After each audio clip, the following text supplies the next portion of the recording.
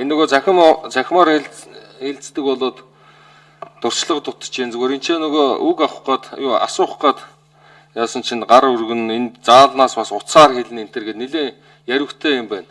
Тэгэхээр энийг бас гişүүддээ сайн ойлгуулж хэлэхгүй бол энэ ч би нөгөө конопо дараад байдаг ордоггүй.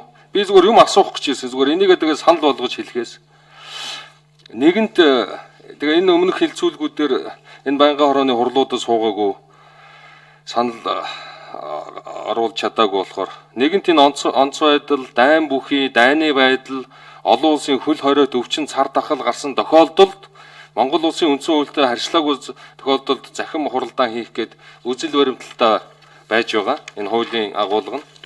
Хуулийн 1.5 дээр онц байдал, дайн бүхий байдал гэдэг ингээд нэлээд хүндрүүлсэн нөхцөлд ийм захим хуралдаан хийх гэж байгаа. Тэгээ зүгээр хуулийн төслийг харахаар ажлын хэсгээр та бүхэн харнаас голдуу нөгөө техникийн зохицуул талаас нэлээд заалтууд орсон юм байна. Техникийн зохицуул талаас.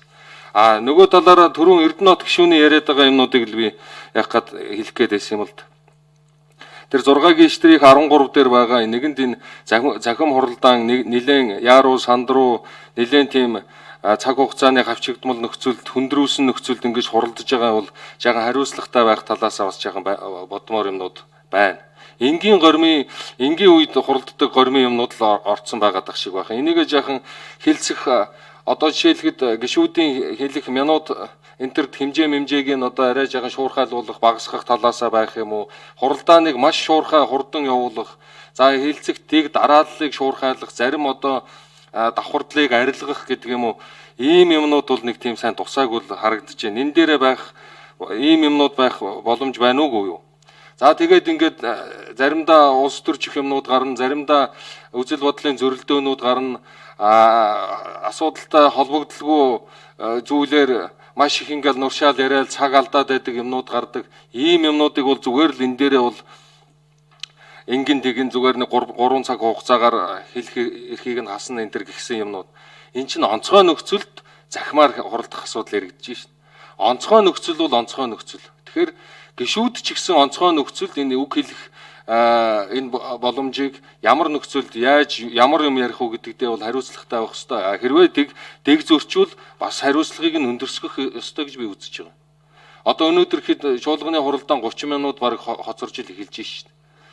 Яг ийм онцгой нөхцөл захимаар хуралж байгаа бол цагаараа л эхэлмээр байгаа байхгүй юу? Гих зэрэгээр. Ингээ бид нар бас өөрсөн дээрээ энэ онцгой нөхцөлийнхөө юмыг бас тавьж жаахан босхыг өндөрсгөж тэгээ бас жаахан чангаруулж яг энэ онцгой нөхцөлийн захим хурлынхаа ийм юм энэ тал руу нь оруулмаар байна гэж би өөр санал хэлж байна. Ажлын хэсэг дээр энийг нэг яриач чинь цаг маг барих энэ гишүүдийн хэлэх хугацааг арай багасгах хэрвээ асуудал холбогдлого асуудлаар өгүүлээд ингээд сунжруулаад байвал ерөөсөө тэр өдрийнхоос нь хасах намайг ийм юм ярьлаа гэд манай бусад нөхдүүд бас нэг буруутгахгүй байх. Ягаад гэвэл энэ бол онцгой нөхцөлөө. Тэгээд энэ хэлцэх асуудал ялангуяа энэ онцгой нөхцөлд энэ засгийн газараас орж ирж байгаа энэ онцгой нөхцөлтэй холбоотой хууль тогтоомжийн хэлцүүлгийн юмнуудыг бол тэр шат дараалал юмнуудыг нэмэхлээд ер нь хурдан шуурхай хэлцээд явдаг тал руу нь зохицуулт хийх бол энэ хуулийн томьёол бол техникийн зохицуултууд голдуу орсон байх шүү гэдэг ийм саналыг хэлж байна. Баярлалаа. За баярлалаа. Баатар үлэг гишүүн дэмжиж өгүүллээ. За хэзэн Чингис хааны танхимаас Янгуугийн Содбаатар гишүүн.